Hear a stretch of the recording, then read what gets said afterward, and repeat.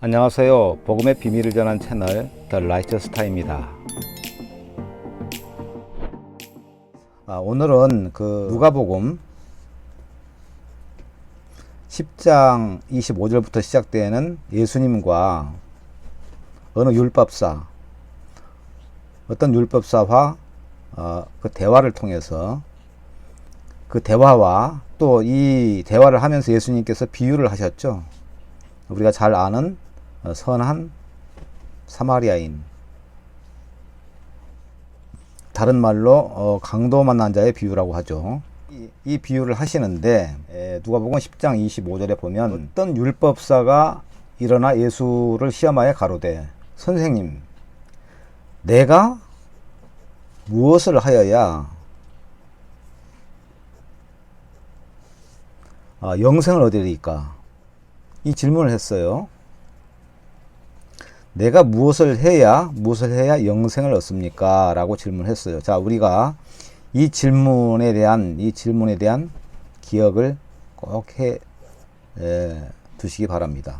왜냐하면 사람들은 이 누가복음 10장 25절 이하의 그 말씀을 쭉 읽으면서 중간에 이제 예수님이 비유를 하시잖아요. 선한 사마리아인의 비유를 하니까 앞에 있는 실제 지금 그 앞에서 예수님과 어떤 율법사가 서로 대화하는 그 질문의 핵심, 이 핵심을 놓쳐버린다는 것이죠. 그리고 어디로 빠져버리느냐? 바로 이 비유로 빠져버린다는 것이죠. 그래서 사람들은 나는 선한 사마리아인이 되어야 되겠다. 어떤 그 행위 쪽으로 빠져버린다는 것이죠. 왜냐하면은 이 첫 번째 원래 질문 있지 않습니까? 이 핵심에 대해서 생각하지 않고 여기에 이제 빠지기 때문에 그렇다는 것입니다. 자, 내가 무엇을 하여야 영생을 얻으리까? 이 율법사는 율법의 정통인 사람이겠죠. 그죠? 예, 율법의 정통이다. 누구보다도 율법을 잘 아는 사람인데 이 사람은 자기가 무엇을 해야 영생을 얻는 걸로 생각을 했어요. 그러니까 이제 이렇게 질문을 했겠죠. 자, 여기서 예수님은 어떻게 말씀을 하시느냐? 그 비유를 하시기 전에 하나 우리가 알아야 될 게 뭐냐면은 예수님은 영생에 대해서 예수님이 언급하신 말씀이 있어요.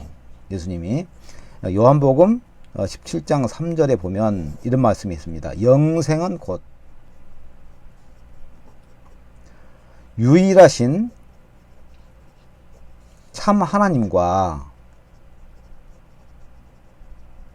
그의 보내신 자 예수 그리스도를 아는 것입니다. 이렇게 이제 예수님 말씀하셨어요. 영생은 곧 유일하신 참 하나님과 예수 그리스도를 아는 것이라고 말씀하셨어요. 그게 영생이라는 거죠. 영생이 뭡니까? 네? 영생이 뭐죠? 영원한 생명이지 않습니까? 영원한 생명. 영생은 하나님과 예수님을 아는 것이랍니다. 지금. 그죠? 여러분, 하나님과 예수님 모르시는 사람이 있습니까? 다 알잖아요. 대부분 믿지 않는 사람들도 다 알잖아요. 자, 아는 것이라는 의미는 뭐냐면은, 이 하나님과 예수님께서 우리를 위해서 하신 일을 자세히 알게 되면 우리가 영생의 길로 간다 이거죠. 예수님께서 그러셨죠. 예, 내가 곧 길이요, 진리요, 생명이라고 이렇게 말씀하시면서 나로 말미암지 않고는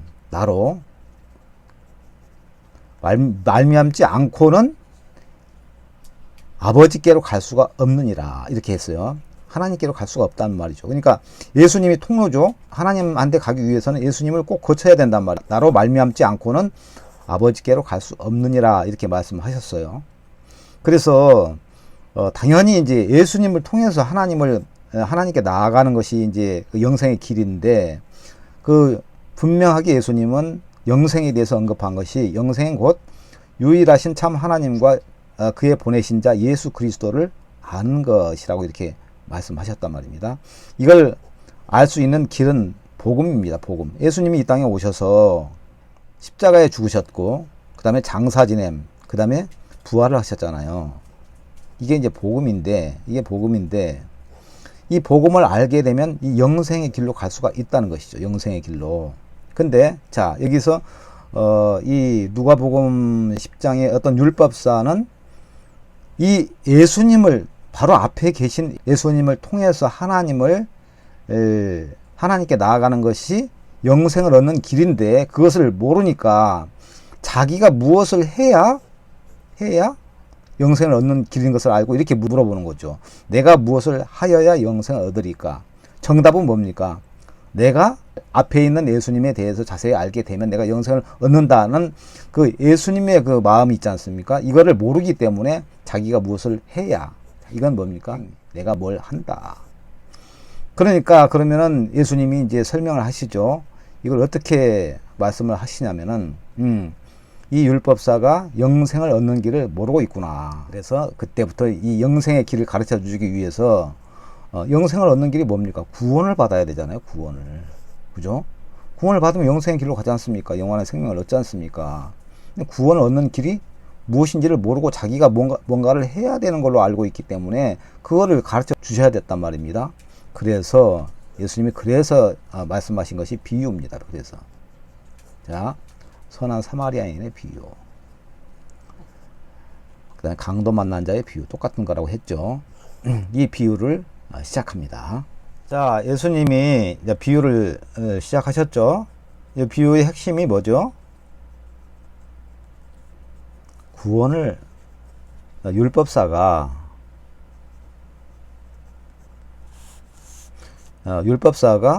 구원을 얻는 길이 영생을 얻는 길이잖아요. 영생. 율법사가 구원을 얻는 길이 영생을 얻는 길인데, 여기서 이제 비유를 하셨다고 했죠.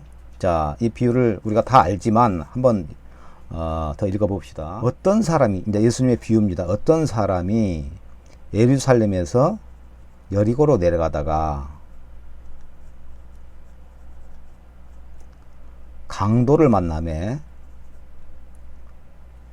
강도들이 그 옷을 벗기고 때려 거반 죽은 것을 버리고 갔더라. 거의 죽었다 이거죠. 죽음. 이 어떤 사람이. 그런데 이걸 보고 마침 한 제사장이 그 길로 내려가다가 그를 보고 피하여 지나가고, 또 이와 같이 한 레위인은 성막을 지키는 그런 하나님의 일을 하는 사람이죠. 레위인도 그곳에 이르러 그를 보고 피하여 지나가되, 어떤 사마리아인은 여행하는 중에 거기 이르러 그를 보고 불쌍히 여겨 가까이 가서 기름과 포도주를 그 상처에 붓고 싸매고 자기 짐승에 태워 주막으로 데리고 가서 돌보아주고, 이튿날에 데나리온 2를 내어 주막 주인에게 주며 가로되, 이 사람을 돌보아주라. 부비가 더 들면 내가 돌아올 때 갚으리라 하였으니 내 의견에는 이 세 사람 중에 누가 강도 만난 자의 이웃이 되겠느냐. 자, 이렇게 비유를 말씀하시니까 가로되, 율법사가 뭐라고 했습니까? 가로되 자비를 베푼 자니이다. 그렇죠. 예. 누가 이웃이 되겠느냐. 사마리아인이 다 치료하고 또 주막에 맡기고, 또 부비가 더 들면, 비용이 더 들면 내가 돌아올 때 갚겠다 이렇게 말씀하고, 그러니까 당연히 이제 사마리아인이 자비를 베푼 자잖아요. 그래서 율법사가 그렇게 대답을 했습니다. 그러니까 예수님이 뭐라고 했냐면은, 가서 너도 이와 같이 하라 이렇게 말씀하셨어요. 자, 이 말씀 때문에, 너도 이와 같이 하라, 이 말씀 때문에 사람들이 전부 행위에 빠진단 말이에요. 이렇게 하면 되겠구나라고 빠진단 말이죠. 자, 그러면 제가 처음에 얘기했죠. 기억해야 될 게 하나 있다고. 선생님, 내가 무엇을 하여야 영생을 얻으리까? 요 질문에 대해서 이거 잊지 말라고 말씀드렸죠. 내가 무엇을 해야 영생을 얻으리까? 자, 무엇을 해야 영생을 얻으리까? 이 질문은 누구와 누구와의 관계라고 볼 수 있습니까? 하나님과 인간과의 관계라고 볼 수가 있습니다. 그죠? 영생을 얻는 길은 사람이 주는 건 아니니까 하나님께서 주는 것이니까. 근데 자, 우리가 구원을 얻는 길이 두 가지가 있죠. 하나는 율법을 지키는 것이고 믿음으로 말미암는지 않습니까? 자, 근데 이 사람은 무엇을 해야 영생을 얻는 법 안에 지금 매여 있어요. 그죠? 자, 그러면은 쭉 이야기를 지금 우리가 강도 만난 자, 선한 사마리아인의 비유를 들었는데, 너도 이와 같이 하라 하는 말은 뭐냐면은 지금 이 말씀에 대해서 이제 율법서가 어떻게 받아들이냐에 지금 달려 있는데, 이와 같이 하라 하면은 보통 사람들은 다 이렇게 선한 사마리아인이 되어야 되겠다라고 이렇게 생각을 한다는 것이죠. 수많은 사람들이. 근데 지금 요 질문을 했잖아요. 지금 내가 무엇을 하여 영생을 얻으리까? 이 질문을 했지 않습니까? 그러면은 영생을 얻는다는 것이 아까도 뭐라고 했죠?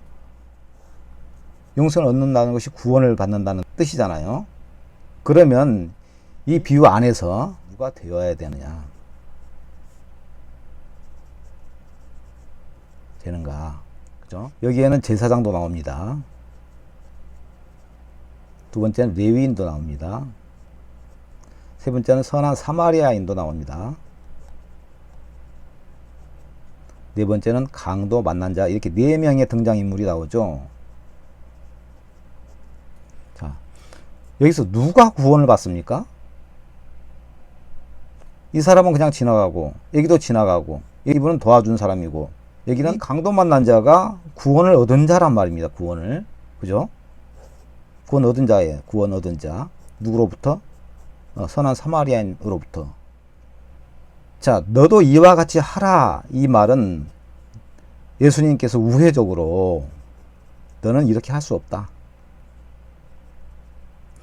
이와 같이 하는 것은 율법을 지키는 일이거든요. 이 선한 사마리아인 이웃을 내 몸과 같이 사랑했어요. 그죠? 선한 사마리아인이. 근데 우리는 내 이웃을 내 몸과 같이 사랑할 수 있는 자입니까? 우리는 그런 사람이 아니에요. 할 수가 없어요. 내 몸도 제대로 돌보지도 못하고 있는데 어떻게 다른 사람을 내 몸과 같이 사랑합니까? 그건 말이 안 되는 겁니다. 그래서 우회적으로 무슨 말씀을 하신 것이냐면 너도 이와 같이 하라. 우회적으로 하신 말씀은 너는 이렇게 못한다. 못한다. 내가 여기서 영생을 얻는 길은 강도 만난 자가 돼야 된다. 내가. 그죠? 내가 강도 만난 자가 되지 않으면 너는 구원을 얻을 길이 없다. 영생을 얻을 길이 없다. 어떤 그 율법사는 영생을 얻는 길이 자기가 무언가를 해야 영생을 얻는 걸로 생각했단 말이죠. 어떤 행위, 율법, 여기에 지금 빠져 있는 사람이란 말이죠. 지금. 이게 아니다. 네가 구원을 얻고 내가 영생을 얻으려면 강도 만난 자가 돼야 된다. 이 말씀을 알려주시려고 예수님이 이 비유를 하신 거예요. 근데 수많은 사람들이 오늘 어떻게 합니까? 자기가 이 선한 사마리아인은 예수님의 그림자란 말입니다. 그죠? 율법을 완벽하게 지킬 수 있는 사람은 예수님밖에 없어요. 사람들은 율법을 지킬 수가 없습니다. 그러니까 율법을 완전하게 지킬 수 있는 사람은 예수님밖에는 없다 말입니다. 이 선한 사마리아인은 바로 예수님의 그림자예요. 예수님이에요. 예수님이 이 강도 만난 자는 우리를 이야기하는 거예요. 지금 우리는 세상에서 죄 때문에, 형편 때문에, 세상 그 일 때문에 그런 것들이 강도가 돼서 우리를 갖다가 거반 죽이잖아요. 지금 거기서 예수님으로부터 구원을 얻는 자가 누굽니까? 우리라면. 그러니까 지금 여기서 예수님은 이 율법사한테 내가 강도 만난 자가 되어야 구원을 얻고 영생을 얻는다. 이 말씀을 해주시기 위해서 이 비유를 하신 거예요. 근데 사람들은, 오늘날 사람들 어떻게 합니까? 자기가 예수님 자리에 앉아요. 자기가. 내가 열심히 선한 사마리아인 같이 이웃을 도와야 되겠다. 이렇게 생각을 한다는 것이죠. 얼마나 잘못된 생각입니까, 이게?